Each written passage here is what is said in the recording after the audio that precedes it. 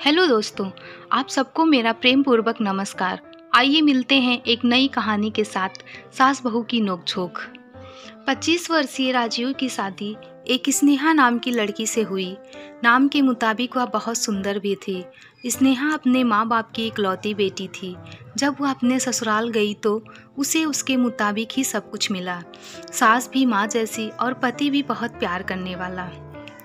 किंतु आजकल की लड़कियों को अधिक टोकना, समझाना, अपने मन के मुताबिक चलाना सासू माँ को अब कहाँ रह गया है। एक कहावत तो आपने सुनी ही होगी, जो किया बहू से तकरार, खो दिया उसने बेटे का प्यार। स्नेहा की सास स्नेहा को हमेशा समझाती, बहू ऐसा करो, ऐसा ना करो। नई नवेली बहू को थोड़े ही दिनों में अपनी सासू माँ से चिढ़ पैदा होने लगी। इस प्रकार यह सिलसिला आगे की ओर बढ़ता गया। एक दिन स्नेहा के घर कुछ मेहमान आने वाले थे। सासू माँ बोली, बहू आज कुछ अच्छी अच्छी व्यंजन बनाओ और मेहमानों के लिए चाय नाश्ता का इंतज़ाम भी अच्छी तरह से होनी चाहिए। बस अब क्या था। इतना सुनते ही स्नेहा गुस्से से लाल हो गई। उसने गुस्से में आकर उस दिन तो काम किया, लेकिन उस दिन के बाद स्नेहा ने चाल चलना शुरू किया। सास जैसा कहती वह ठीक उसके विपरीत करती थी। धीरे धीरे स्नेहा की सास स्नेहा की हरकतों से तंग आकर उसने भी पुरानी कहावत के मुताबिक बहू को उसके माता पिता को गाली देना, उसे कोसना और बड़बड़ाना शुरू कर दिया। ये दोनों सास बहू में आनाकानी हमेशा चलता रहता था। यह सब हरकतें देखकर राजीव ने स्नेहा को खूब खरी खोटी सुनाई, जिसे स्नेहा सहन ना कर सकी। और एक दिन स्नेहा अपने पिता के घर रोती पीटती पहुंच गई और पिता को अपने ससुराल की सारी बातें बताई।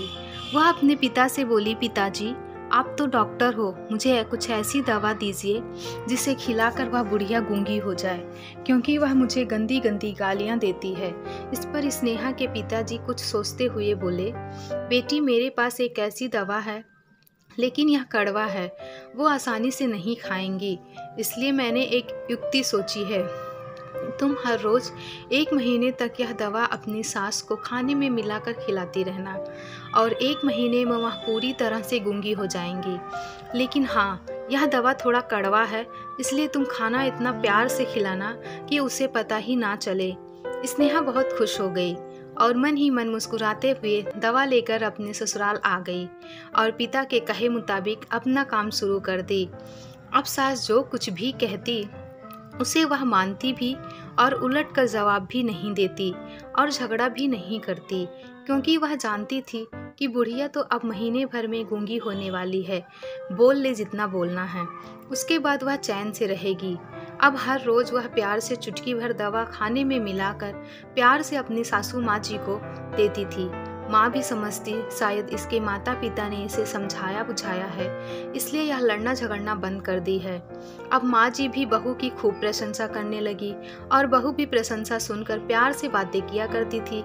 अगर बहू से कुछ गलती भी हो जाती तो भी सासू माँ उसे डांटती नहीं और बेटी जैसा समझा दिया करती थी। इस प्रकार महीना आते आते दोनों सास बहू में इतना प्यार बढ़ गया कि बहू अभी अपनी सास की आवाज़ को खोना नहीं चाहती थी।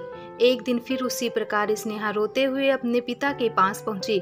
पिताजी बोले, अब क्या हुआ? स्नेहा बोली, पिताजी अब क्या होगा, मेरी सास बहुत अच्छी हैं, मैं उनकी आवाज़ खोना नहीं चाहती, वह मुझसे प्यार से बात करती हैं। अब मुझे कोई ऐसी दवा दीजिए जो कि मेरी माँ जी को दिया हुआ दवाई का असर काट सके और वह गूंगी ना हो पाए। इस पर पिताजी हंसते हुए बोले, बेटी तुम रोना धोना बंद करो और खुशी से रहो। जो दवा मैंने तुम्हें दिया वह कोई दवाई नहीं थी, वह रिश्तों में घुली कड़वाहट उतारने की तरकीब थी। अगर मैं ऐसा नहीं किया होता तो तुम शायद आज नहीं सुधरी होती। बेटी इसी प्रकार यदि तुम अपनी सास के साथ अच्छे से रहोगी तो वह भी तुम्हें अपनी बेटी के समान प्यार करेंगी। अब स्नेहा को सारी बातें समझ में आ गई थी। उसे अपनी गलती का एहसास हो गया और वापस अपने ससुराल चली आई। इसके बाद दोनों सास बहू प्यार से रहने लगी। उनके बीच स्नेह और अपनापन का भाव आ गया। घर में सुख और शांति आ गई और घर खुशियों से भर गया। आशा करती हूँ कि ये कहानी आपको ज़रूर पसंद आई होगी। इस तरह से किसी लड़की को अपने ससुराल के हर सदस्य को अपने मायके के सदस्यों जैसा ही प्यार देना चाहिए। यह एक सच्चाई है। अगर बहू अपने सास का प्यार पाना चाहती है तो उसे भी अपने सास को स्नेह देना होगा। जिस घर में सास बहू में स्नेह होता है वहाँ हमेशा खुशियाँ आती हैं। इस कहानी को शेयर ज़रूर करिए। बस समझने की देर है, इस कहानी से कितने ही लोगों के ज़िंदगी में खुशियाँ आ सकती हैं। धन्यवाद दोस्तों, आप सबको बहुत सारा प्यार।